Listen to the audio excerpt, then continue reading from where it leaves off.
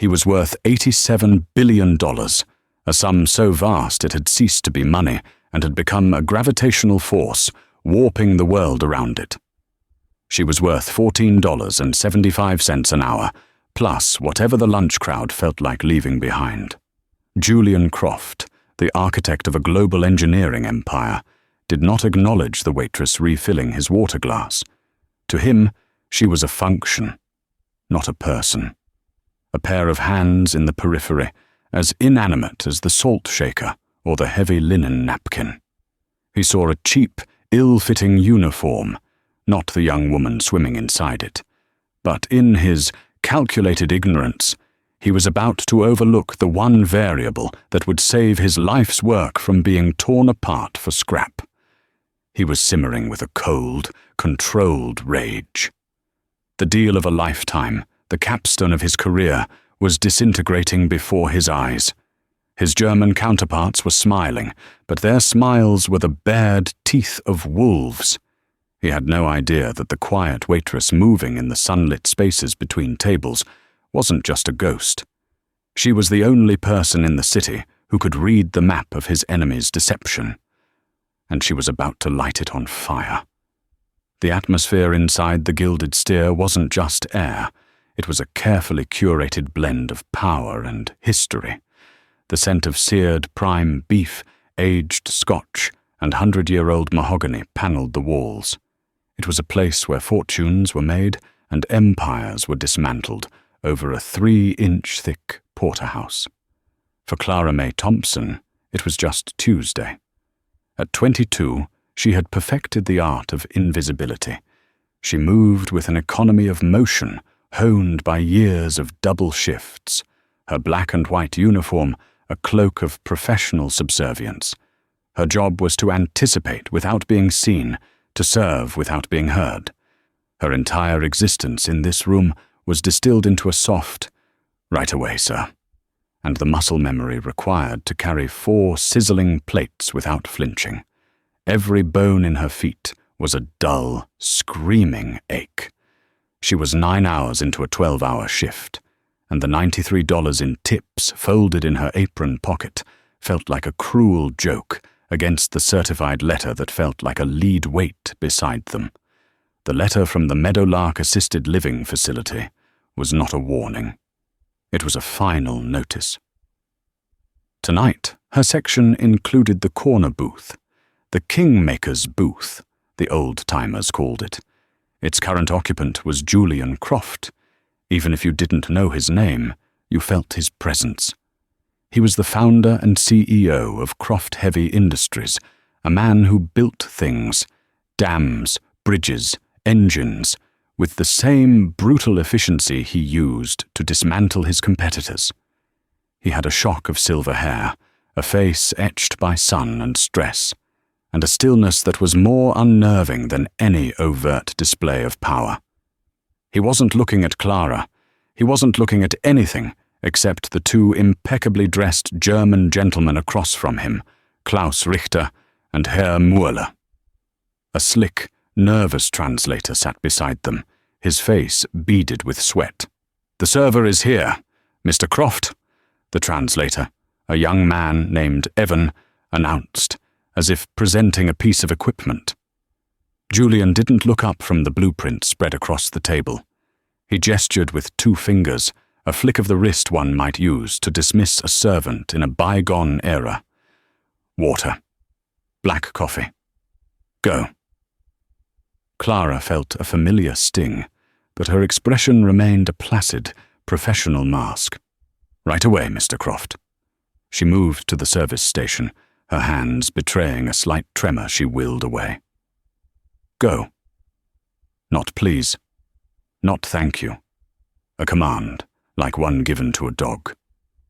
She returned and poured the water, filled the coffee, her movements fluid and silent. As she did, the low murmur of conversation at the table sharpened. The translator was flailing, his German clearly textbook learned and inadequate for the technical nuances being discussed. "Mr. Croft, sir, they are saying the schematics for the turbine governor are unfeasible," Evan stammered, fumbling with his notes. "The metallurgy specifications, they say it cannot be forged." "Cannot be forged?" Julian Croft's voice was a low growl, like grinding stone. "I have 3 foundries that can forge it. Tell them I don't pay for opinions. I pay for results. The terms of the acquisition are based on this design. It is the heart of the patent." Evan relayed this, his translation clumsy and literal. Clara, standing by the service station as required, felt a knot of anxiety tighten in her gut. She didn't speak German, but she didn't need to. She could see the argument laid out on the table. The large, crisp blueprint was a language she knew better than English. Klaus Richter, the elder German, smiled a thin, predatory smile. He tapped a specific point on the blueprint with a gold pen. He spoke in rapid, dismissive German. Evan the translator went pale. "Sir, he says your engineers are dreamers. He says this stress tolerance curve," he pointed with a trembling finger, "is impossible. He says it is a fatal flaw in the design, and as such, the valuation of your patent portfolio is significantly overstated. They are proposing a revised offer at 40% of the original price." It was a corporate assassination, delivered with a smile over coffee. Julian Croft's face hardened into a granite mask. He began to rise, his knuckles white where he gripped the table. "You tell him this meeting is over. You tell him to take his insulting offer and—" "No."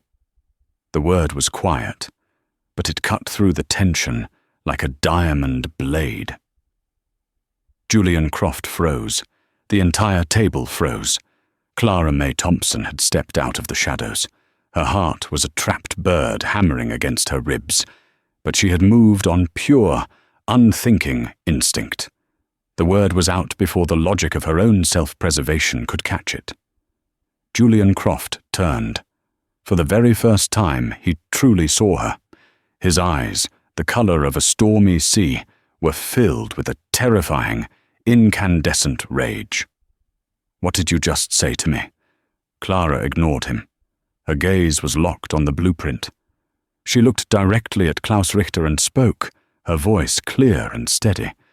"You are misinterpreting the notation." The silence that followed was absolute, profound. Klaus Richter's condescending smirk faltered.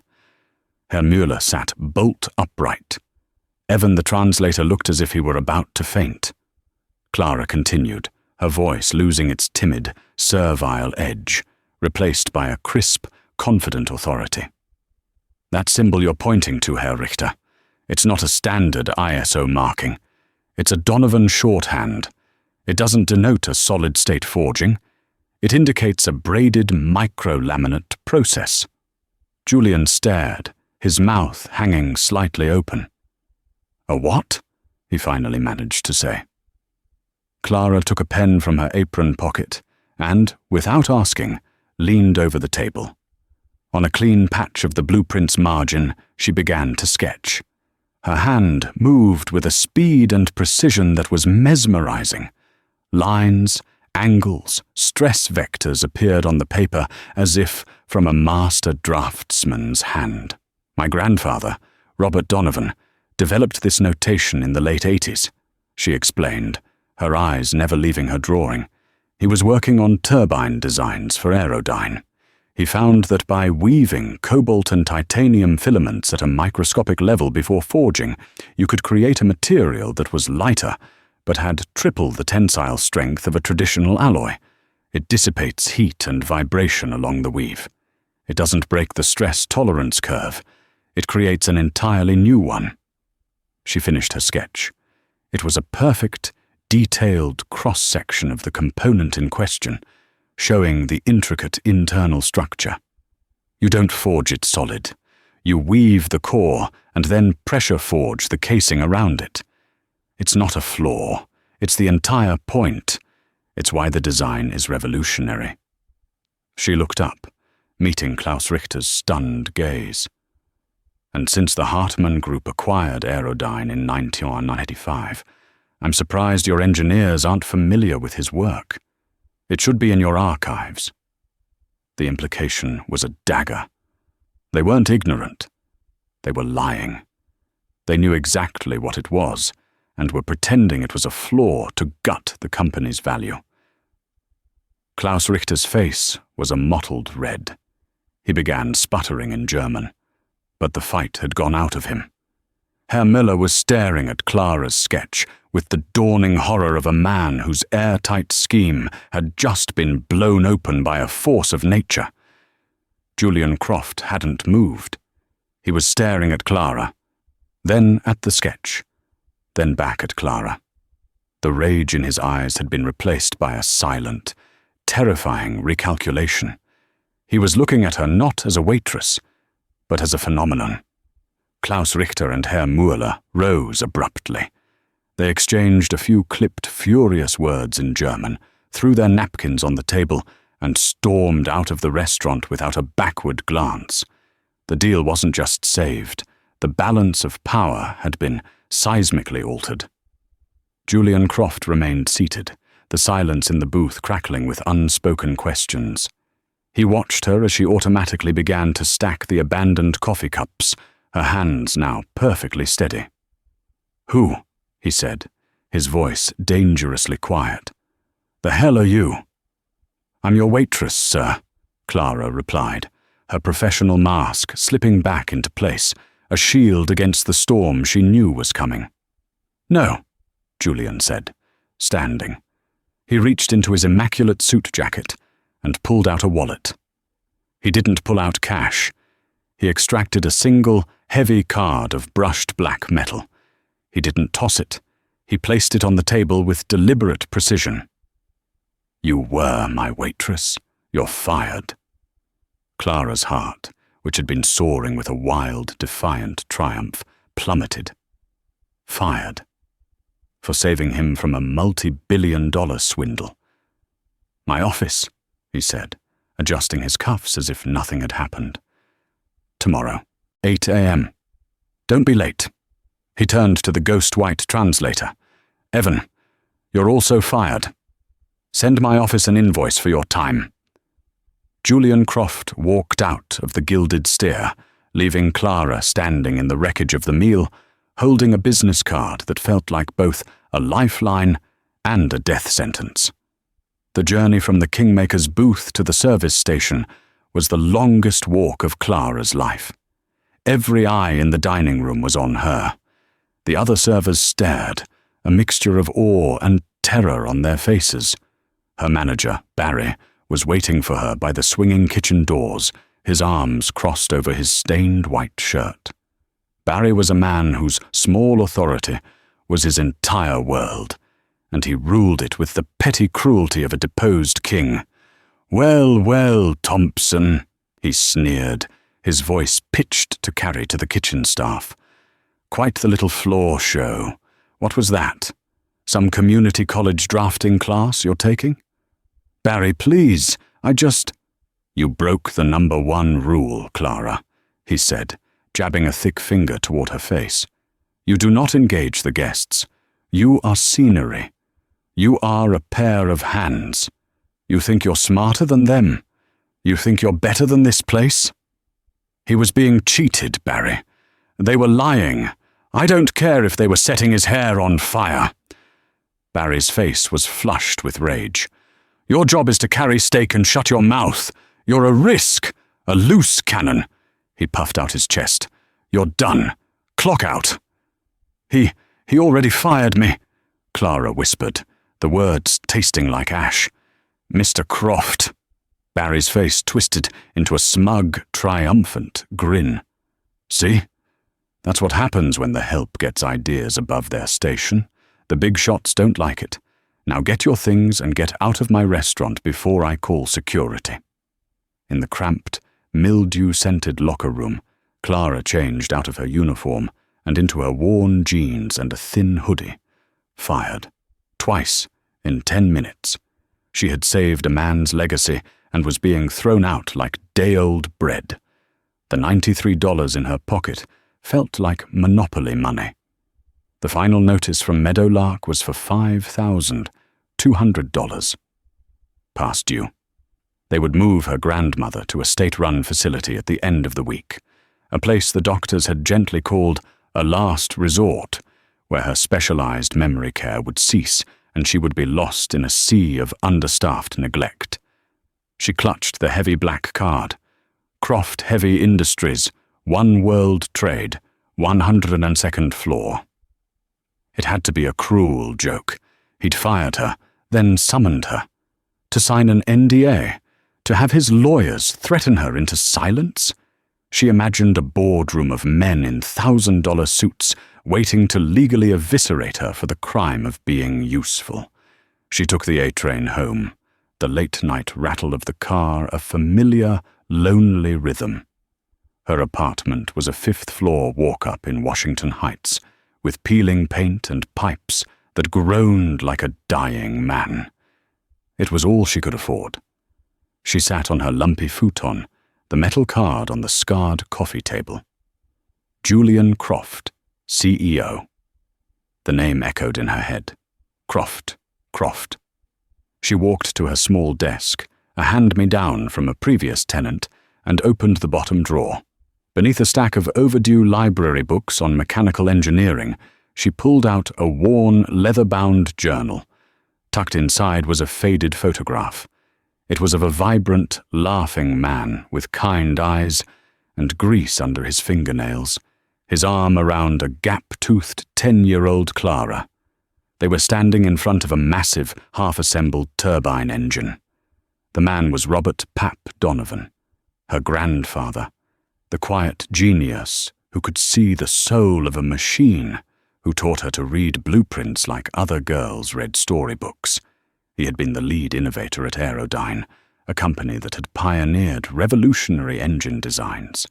And 5 years ago, after a series of brutal, leveraged buyouts, Aerodyne had been swallowed whole and its assets stripped by a massive international firm. The Hartman Group. The shock of seeing his life's work dismantled, his name erased from his own patents, had broken him. It had triggered the stroke that stole his words, followed by the dementia that stole his memories. Now his wife, Clara's grandmother, was fading in a different way, lost in a fog of her own, needing care Clara could no longer afford. Clara's breath caught in her throat. She had told Julian Croft the truth. Her grandfather had worked for Aerodyne. But she hadn't made the connection in the heat of the moment. The company that had destroyed her grandfather, that had erased his legacy, was the very same company trying to cheat Julian Croft today. And Croft? Croft had just seen her use her grandfather's secret language to save him. The fear she'd felt in the restaurant evaporated, replaced by a slow, burning, glacial rage. He hadn't just fired her. He hadn't just summoned her. He had stumbled upon the one person on Earth who held the key to her family's stolen history. He wanted to see her at 8 a.m. He was about to get more than he bargained for. The lobby of One World Trade was not designed for humans.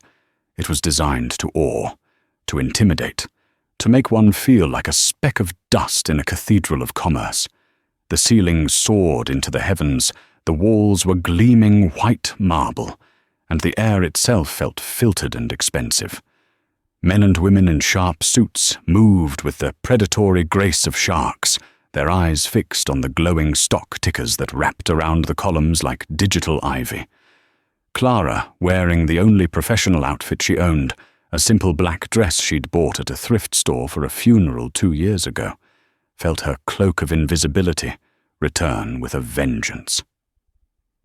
The security guard at the main desk eyed her scuffed flats with undisguised suspicion.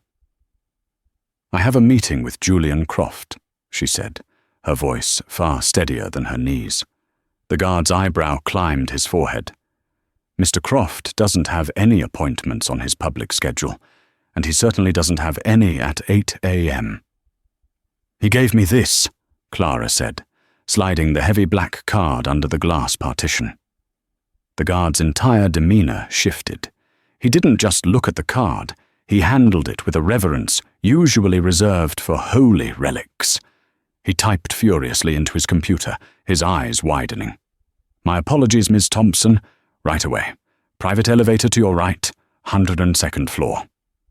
The elevator ascended with a silent, stomach-lurching velocity. When the doors opened, they did not open into a reception area. They opened directly into Julian Croft's office. The room was the size of her entire apartment building's floor. 3 walls were floor-to-ceiling glass, offering a panoramic, god-like view of the city and the harbor below. The 4th wall was a library of engineering texts and patent binders. In the center of the vast space sat a single, massive desk, carved from a single piece of dark, polished oak. And behind it, looking out at his kingdom, was Julian Croft. He was on the phone, his back to her. "No, scuttle the deal, all of it," he said into a sleek headset. "I don't care about the penalty clause. It's a lesson.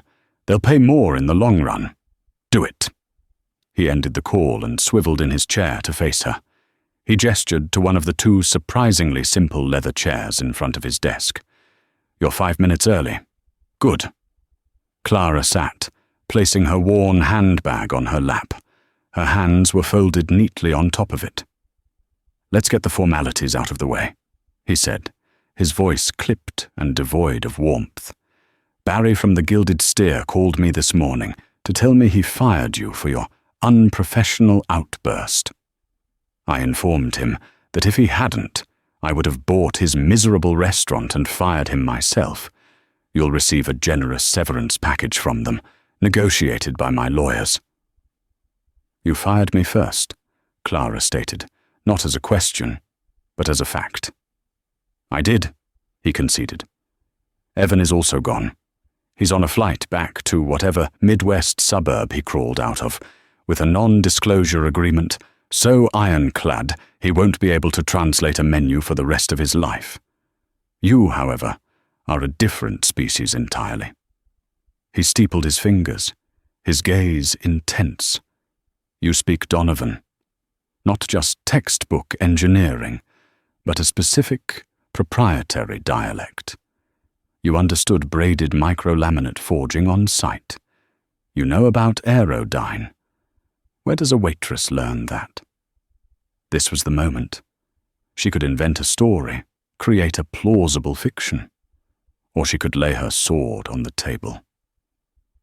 "Robert Donovan was my grandfather," Clara said, her voice quiet but resonant in the vast office. "He didn't just teach me to read blueprints. He taught me how to see. He said the Hartman Group didn't just buy his company, they buried his work. They classified his most brilliant innovations as dead ends and locked them in their archives." Julian Croft's expression didn't change, but a new light flickered in his eyes. The light of understanding. "Donovan," he said softly, testing the name. "I knew it. I ran a background check on you at 5 a.m. this morning. It was a long shot." He leaned back in his chair.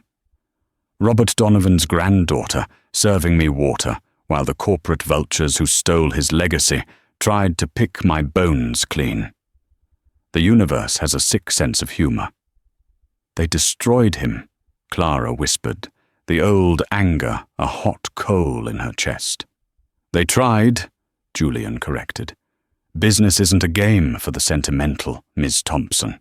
The Hartman Group are not innovators. They are asset strippers. They buy genius and they bury it, keeping it off the market so their own outdated technology can remain profitable. They did it to your grandfather, and yesterday they tried to do it to me." He leaned forward, the full force of his attention on her. "You're in debt. Your grandmother is at Meadowlark. The bill is $5,200 past due. They're moving her on Friday. You work 60 hours a week and you're still sinking. You are brilliant, you are hungry, and you are trapped. In short, you are the perfect weapon." He slid a thick, leather-bound folder across the polished desk. I'm not acquiring the Hartman Group's patent portfolio anymore. I'm going to war with them. I'm going to prove they've been engaged in decades of industrial suppression and fraud. I'm going to dismantle them piece by piece. And you are going to help me. Clara opened the folder. Her eyes scanned the contract, and her brain momentarily short-circuited. The numbers weren't just generous, they were astronomical. It was a salary that could buy not just a new life, but a new history. It was enough to move her grandmother to the finest private clinic in the state.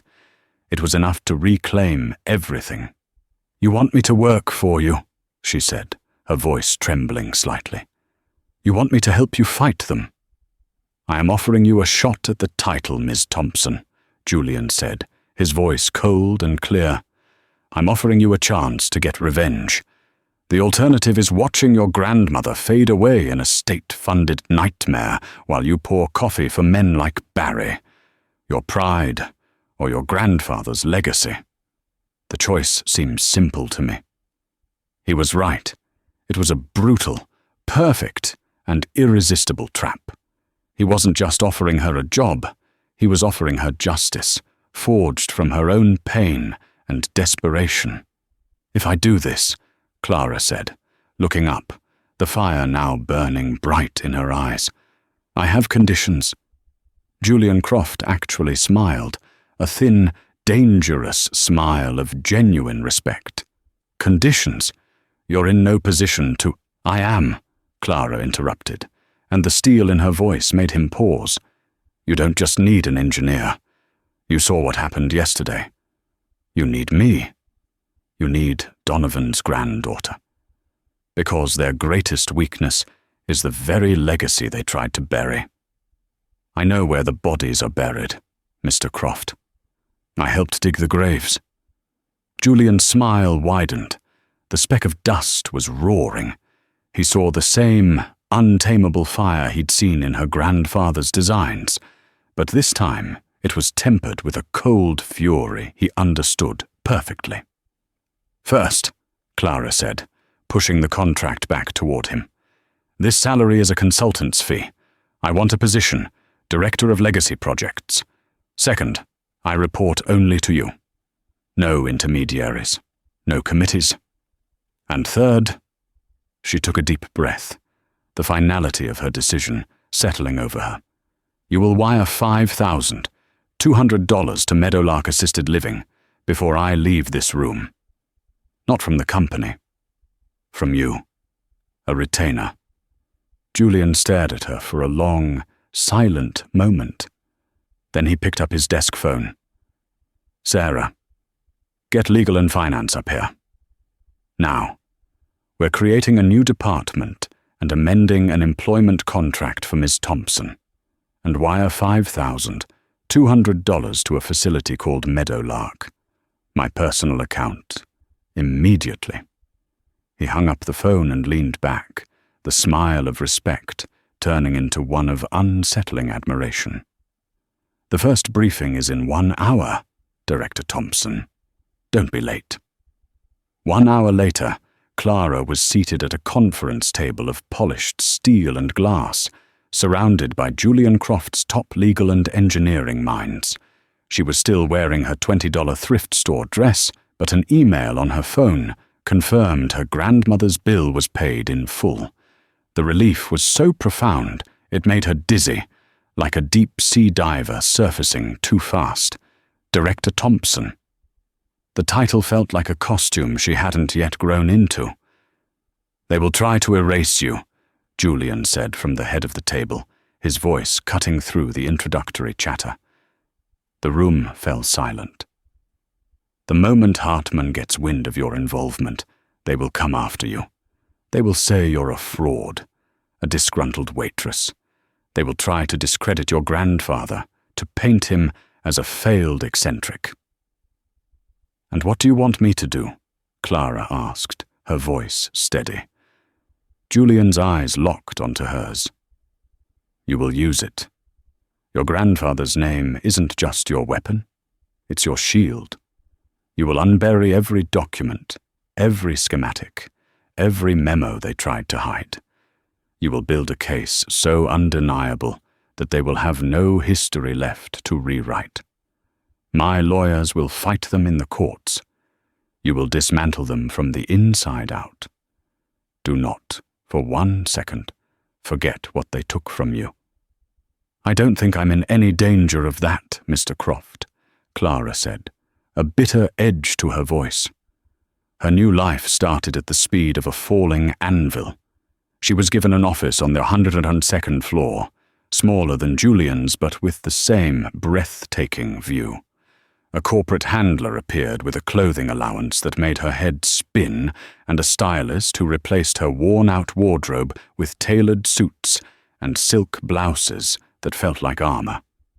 She moved her grandmother that weekend. The new facility, Avalon Gardens, was less a nursing home and more a 5-star resort. Her grandmother had a sunlit private suite with a view of an immaculate rose garden and a team of specialists who spoke of neuroplasticity and memory recovery, not limits. Clara visited every evening after 12-hour days at Croft Industries. She'd sit by her grandmother's bedside, holding her frail hand, and tell her everything. I found Pap's original plans for the heat exchange system today, Nana, she'd say, her voice low. The one Hartman claimed was their own invention in '02. I found his signature in the corner, hidden in the filigree. They didn't even see it. Her grandmother rarely responded, lost in her own gauzy world. But sometimes, for a fleeting moment, her eyes would clear, and she would squeeze Clara's hand. In those moments, Clara knew she was fighting for 2 legacies. Her days were a deep dive into a corporate crypt. With her new title and Julian's authority, she was granted access to the digital archives, the physical storage vaults, the dark corners of the company Julian was preparing to attack. She wasn't just a director. She was an archaeologist, painstakingly unearthing the bones of her grandfather's stolen genius. She found it all. Memos detailing the decision to shelve his microlaminate process because it would render their existing forges obsolete. Emails from Hartman executives laughing about the old man's scribbles. A systematic campaign to file patents for his work under their own engineers' names. It was more than corporate theft. It was the deliberate, cruel erasure of a great mind. She compiled the evidence, file by digital file, building an impenetrable fortress of truth. She hid the most sensitive data, using an encryption key based on her grandfather's unique notation system, a language only she and a handful of dead men understood. But her sudden ascent had created a powerful enemy within Croft Industries itself. Garrett Vance, the chief operating officer, a man who had clawed his way to the top through Soai. The irony was a physical presence, a ghost sitting at the table she was now approaching. It tasted of ozone and aged scotch. Clara stood for a moment in the archway of the private dining room at the Gilded Steer, a space she once navigated with the practiced invisibility of a servant, her world circumscribed by the fear of a dropped plate or a spilled drink. Tonight, she wore a suit of midnight blue wool, tailored with such precision it felt less like clothing and more like a second skin, an exoskeleton of purpose. The fabric had cost more than 3 months' rent on her old apartment, a fact that no longer felt obscene, merely factual, a tool for the task at hand. Her former manager, Barry, had seen her in the lobby. His face, a landscape of petty tyrannies and cheap cigars, had crumpled through a series of emotions: confusion, disbelief, a dawning, horrified recognition, and finally, a fawning terror that was almost pitiable. "Miss Thompson," he had stammered, his body contorting into a bow of deference. "Right this way. Your guests are waiting." He had said the word guests as if it were a foreign object in his mouth. And now, here they were. Klaus Richter and Herr Müller, flanked by two lawyers whose faces were interchangeable masks of expensive complacency. They looked thinner than she remembered, diminished without the protective armor of their deception. They were seated at the Kingmaker's booth. Her old booth. The air was a vacuum, thick with the unspoken history of that other night. Richter was the first to speak, his voice a rasp of condescension meant to wound. "Donovan's granddaughter," he sneered, his eyes flicking over her suit, dismissing it. "The waitress. So this is Julian Croft's grand strategy. He sends an emotional child, a sentimental ghost, to negotiate with the Hartmann Group." Clara did not rise to the bait. She moved to her seat with a fluid grace, placing a slim, unassuming tablet on the heavy linen tablecloth. The gesture was deliberate, a quiet counterpoint to the sprawling blueprints that had once covered this very table. "Mr. Richter," she began, her voice perfectly level, resonating with a calm authority that seemed to suck the remaining oxygen from the room. "You and I both know this isn't a negotiation. This is a final courtesy before an execution. I'm not here as a ghost. I'm here as an archaeologist. And for the past 3 months, I've been excavating the tomb you built for my grandfather." She met his gaze, and for the first time, she saw a flicker of something other than arrogance in his eyes.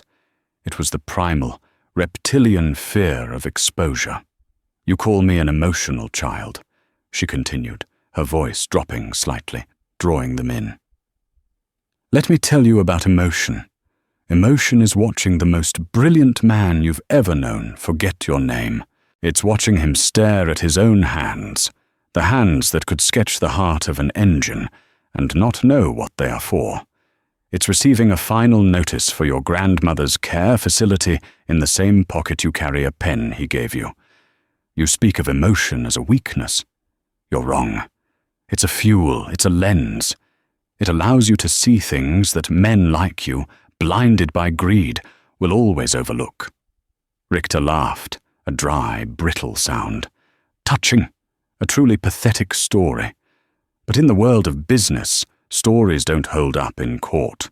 We have documents, affidavits, signed statements from your grandfather's own colleagues that his innovations were unstable dead ends." "The affidavits of frightened men you bought and paid for," Clara said, her tone unchanged.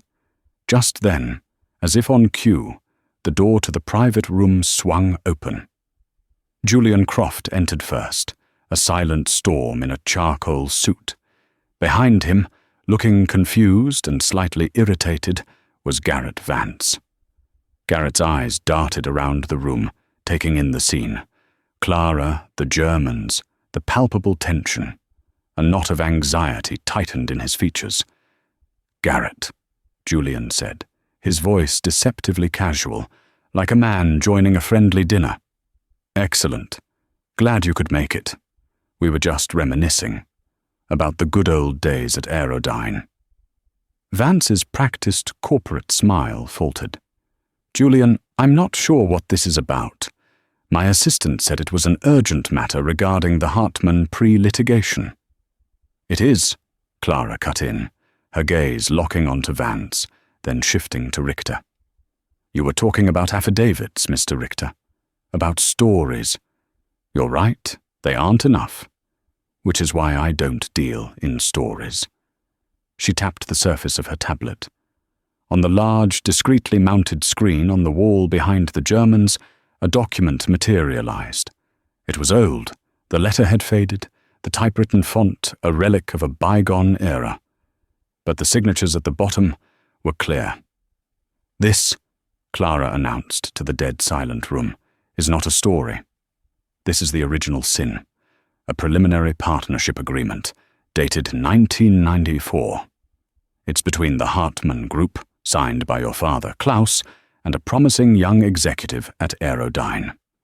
An executive who agreed to systematically classify Robert Donovan's most revolutionary research as non-viable and feed it directly to your R&D department in exchange for a board seat and a very generous compensation package upon acquisition. Garrett Vance's face turned the color of old parchment. "This is absurd," he blustered, his voice a full octave higher than usual. "A fabrication? You can't possibly—" "Can't I?" Clara's voice was a whisper of ice. She swiped her finger across the tablet.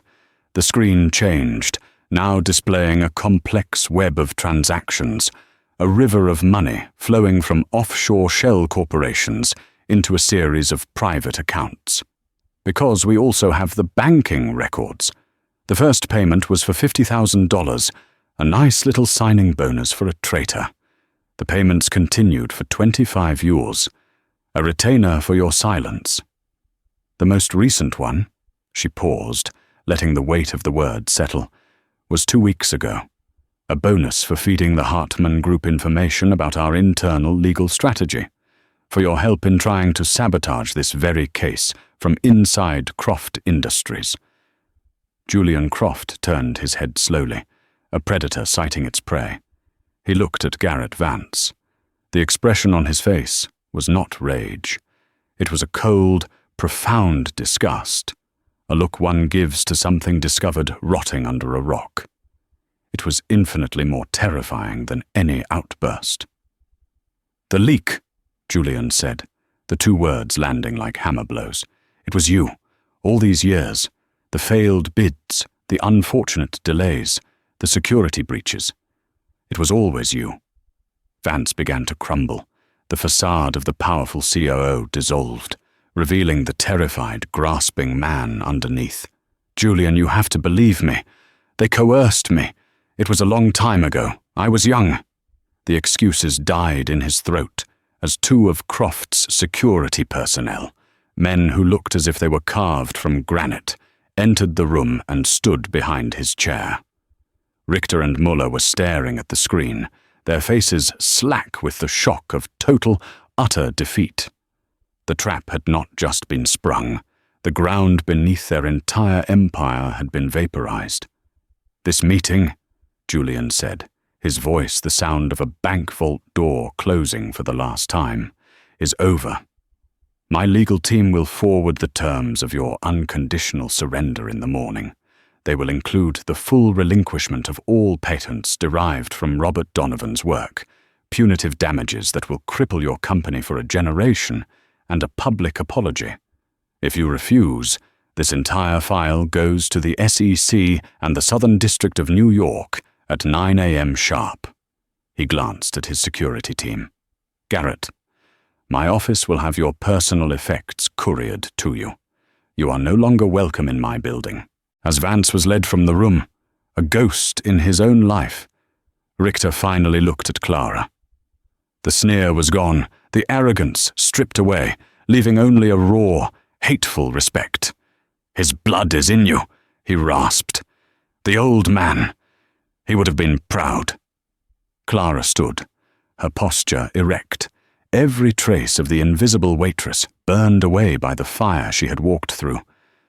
"My grandfather," she said, her voice clear and ringing with a terrible finality, "was a builder. He would be proud that I am about to finish the work you stole from him, using the fortune you built on his ruin." She and Julian walked out of the restaurant, leaving the German sitting in the wreckage of their legacy, the screen on the wall glowing like a tombstone. Outside, the New York night was a symphony of distant sirens and cool air. The city lights glittered, no longer a backdrop to her struggle, but a kingdom spread at her feet. They stood on the sidewalk for a long moment, the silence between them not awkward, but filled with the resonant hum of a massive engine shutting down. "You knew it was Vance," Clara stated. It was not a question. "I suspected," Julian admitted, his gaze fixed on the spire of his own building, piercing the clouds. "For years there was a rot in my organization, a ghost in the machine. I could feel the drag, the friction, But I could never isolate the faulty part. You didn't just find the evidence, Clara. You gave the ghost a name. He turned to face her, the city lights reflecting in his intense eyes. When I offered you the director position, I was buying a weapon. A very specific, very precise tool for a single job. He paused, and his expression shifted into something more complex, more contemplative. I was wrong. You're not a weapon. You're an architect.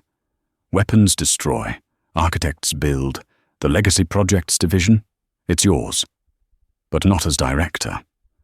The board approved the new charter this afternoon. You are the president of Croft Advanced Research. It's a new subsidiary. Your own budget, your own board, reporting only to me. Reclaim his name. Build his dreams, and then build your own. The words hit her with a physical force. President. It was a title from another universe, a life she couldn't have imagined, even in her wildest dreams just a few months ago. The vertigo was immense. She felt the concrete beneath her feet sway, the towering buildings tilting. For a dizzying second, she was back in her uniform, the stench of grease in her hair, her feet aching, the crushing weight of her grandmother's medical bills pressing down on her. The psychic whiplash was staggering. She reached out and braced herself against the cold stone of the building beside them. Julian saw it. He saw the shock, the sheer gravitational shift in her reality. He didn't offer a platitude. He simply waited. She started, her voice a whisper. I have to go see my grandmother. The next evening, she sat by her grandmother's bedside at Avalon Gardens. The air in the sun-drenched suite smelled of roses and old books, not antiseptic and despair. Nana was frail, a delicate bird of a woman lost in the fog of her own mind, but today her eyes were clear. She was lucid, a rare and precious gift.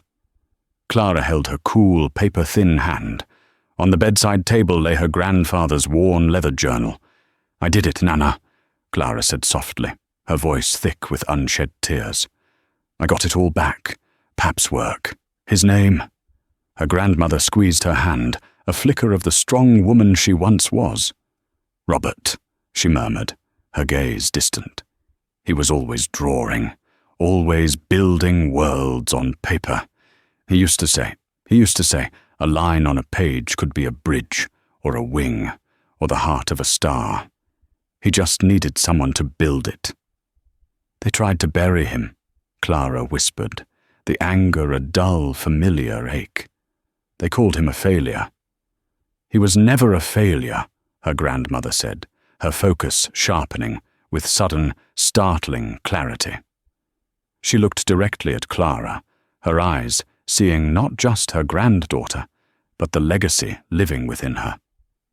He just planted a garden, and it took a little longer than he thought for the right person to find it. She patted Clara's hand. Now, you build the bridges, my love. You build the wings. The lucidity faded as quickly as it came, and her grandmother drifted back into her gentle, silent world.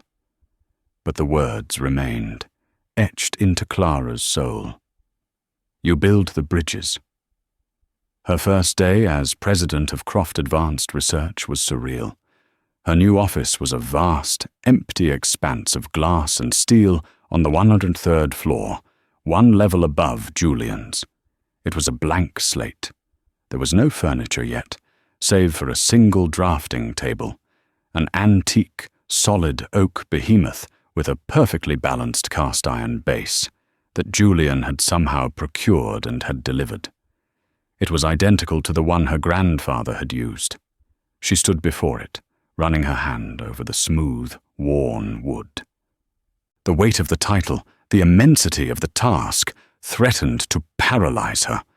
She was a waitress who had gotten lucky. She was a fraud. Garrett's final, venomous words echoed in her memory. He'll get tired of his new project. She closed her eyes, took a deep breath, and let the fear wash over her, and then recede. She thought of her grandmother's words. She thought of her grandfather's hands, covered in grease and graphite, joyfully creating. She was their legacy. Fear was a luxury she could not afford. She spent the first week not hiring engineers or planning budgets, but in the newly acquired Hartman archives. She walked through rows and rows of file boxes, a library of stolen genius. She didn't just reclaim the patents, she liberated the ideas. 2 months later, she stood beside Julian Croft at a press conference, the flash of cameras like 1,000 tiny lightning strikes. She was announcing the formation of the Donovan Foundation for Open Innovation. The work of Robert Donovan and the hundreds of other innovators whose work was suppressed by the Hartman Group will not be locked away in another corporate vault, she announced, her voice steady and clear. Broadcast to the world. Croft Advanced Research will be the steward of this legacy, but its fruits will belong to everyone. The core patents for the microlaminate process, for the heat exchange systems, for dozens of revolutionary energy and material sciences technologies will be placed in the public domain. We are not here to hoard the past. We are here to build the future, all of us. Together. It was an unprecedented move, a declaration of war against the very concept of proprietary genius that had defined their industry for a century. The market reeled. Pundits called it corporate suicide. But the applications from the brightest young minds in engineering began pouring in by the thousands. They weren't applying for a job. They were applying to join a revolution. That evening, she stood with Julian in her still sparsely furnished office, looking out at the city lights. The drafting table was no longer empty. It was covered in sketches, her own this time, new ideas branching from her grandfather's rediscovered work. "Open source," Julian said, a note of grudging wonder in his voice. "You gave away hundreds of billions of dollars in intellectual property today." "You can't put a price on a legacy, Julian," she replied, turning from the window. "My grandfather didn't create to get rich. He created because he couldn't not. He wanted to build better things. The minute you lock that impulse in a vault, it dies. Hartman didn't just steal his patents, they stole his purpose. I just gave it back." He nodded slowly, a rare, genuine smile touching his lips. He saw it now. He had hired a weapon, but he had found an heir. Not to his money or his company, but to the fundamental, brutal, beautiful drive to build a world that was better, stronger, and more elegant than the one that came before. He would have been proud, Julian said, echoing Richter's hateful words, but imbuing them with a truth that resonated deep in her bones. "I know," Clara said. After he left, she walked back to the drafting table. The city hummed below, a vast, complex machine of which she was now a vital component. She picked up a pencil, its sharpened graphite point poised over a clean, white sheet of vellum. The page was a universe of possibility. She was no longer the waitress, the victim, the avenger. She was the architect. The secret language of lines and curves her grandfather had taught her had not just saved a deal or rewritten a history. It had given her a voice. And now she had a world to design. She lowered the pencil to the page, and with a steady hand she began to draw.